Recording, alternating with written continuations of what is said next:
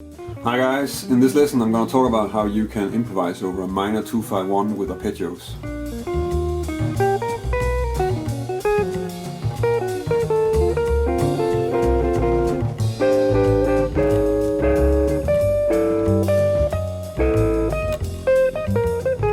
The minor 2-5-1 cadence is often giving a lot of trouble to beginning improvisers, and I think it has to do with the fact that you have a cadence where there's a minor 7-flat-5 chord, which is often sort of mysterious in the beginning, and also because you have a cadence where you have a different scale for each of the chords in the cadence, because you have one scale here and another one for the dominant, and then possibly a third one for the tonic chord.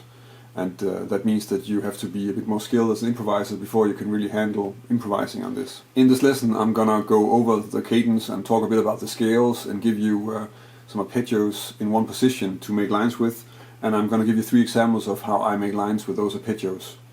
The first thing that we're gonna look at is just the cadence itself. So I chose the key of C minor, and the cadence would look something like this: D minor 7-flat-5, G7 altered,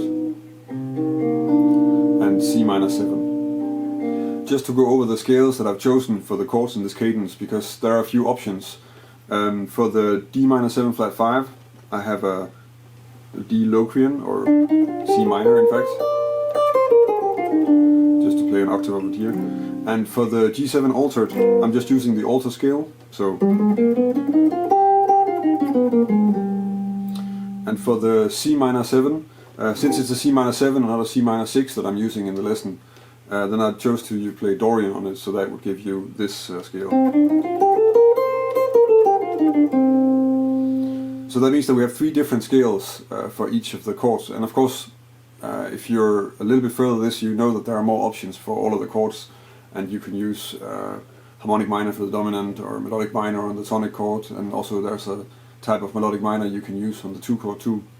But just to keep this sort of simple, we're going to stick with the basic arpeggios, and I'm going to choose the arpeggios because I chose these scales.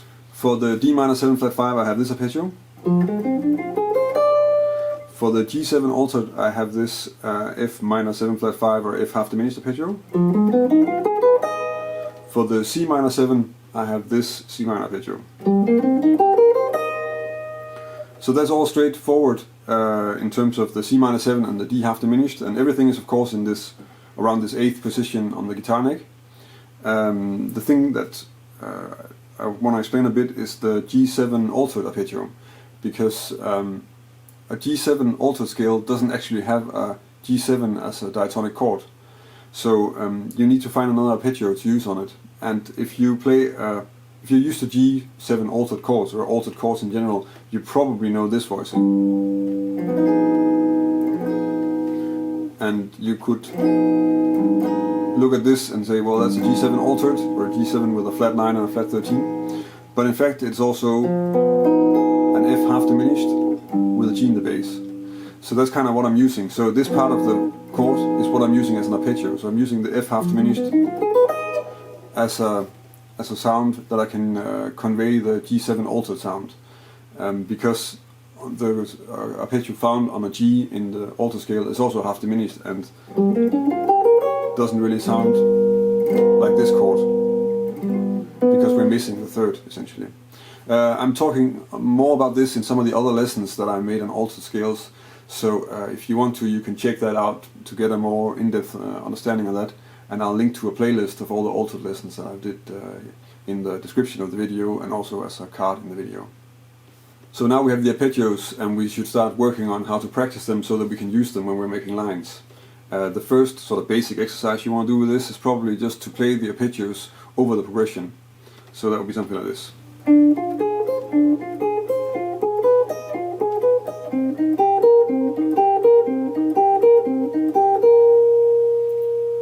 And the next thing you can work on is just to try and see if you can get more free with playing them and mixing them together. And the way I usually work on this, which is difficult but also really useful, is to just try and connect them. So I start in one arpeggio and then I just keep on going, and I try to switch to the note closest in the next arpeggio when I play for a bar. That way you sort of have this exercise that just keeps on moving through the progression, and it'll change itself, so you have to keep on thinking and you have to keep staying alert to where is the next arpeggio and which note will I hit in it and stuff like that. So it's going to create a lot of overview, but it's also a bit tricky to get used to if you're not that familiar with the arpeggios. That would be something like this.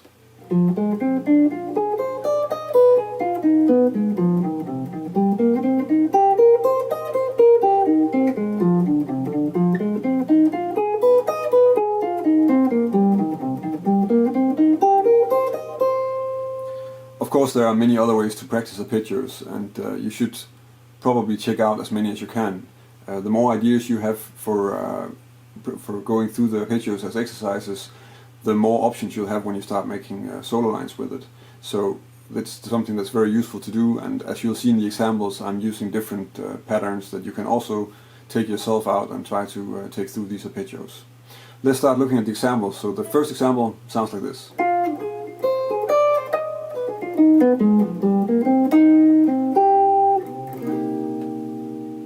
So the first example, the line on the D half diminished is of course just coming out of this, and then I'm playing this sort of pattern where you're skipping notes in the arpeggio. So, and from there it sort of naturally just moves up to the E flat on the G7 altered, or the F half diminished arpeggio is that of course.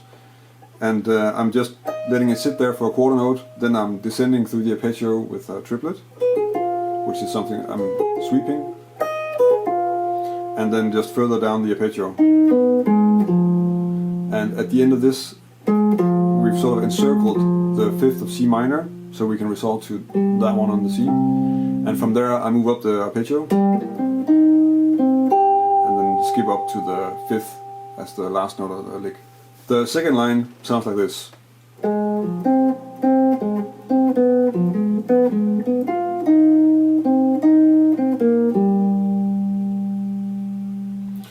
So in this one, it's a bit more rhythmical, just because when you're playing something as limited as arpeggios and you only have 4 notes, then thinking a bit about rhythm is important, and that's also one of the only ways you can really vary what's going on, instead of just running up and down the arpeggio.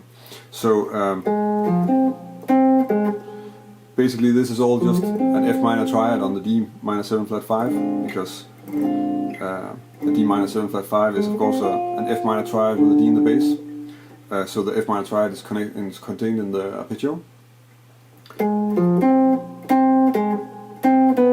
Then we're going to the 3rd of the G7, and from there I'm just playing an F diminished triad. So I'm kind of treating, it's a little bit vague, but I'm kind of treating the first part of the G7 line as an F dim triad, and also that's sort of a development from the F minor triad over the D minor 7 flat 5. And from there I play an inversion of that, and then resolve that to the 3rd of the C minor.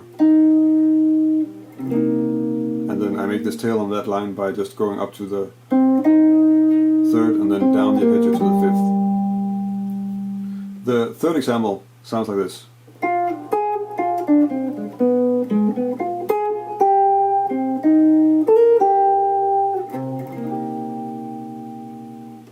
So here I'm starting off with the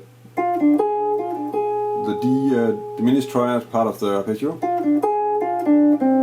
then running down the arpeggio to sort of encircle the B again. And again, the B is something that's really useful to target on the G7, because you can really hear that that's a note it wasn't there in the scale when you were playing on the D half diminished, and it's also really sort of signaling that this is a dominant chord that wants to go to C. So for that reason it's a very clear note to hit. That's also why I think I'm hitting it all of the examples actually. So that's the target for the 5 chord in this case. And then from there I'm just running up the arpeggio, going back to the F to encircle the G again, and I'm encircling the G so I can resolve to that on the C minor, and then this small tail, which is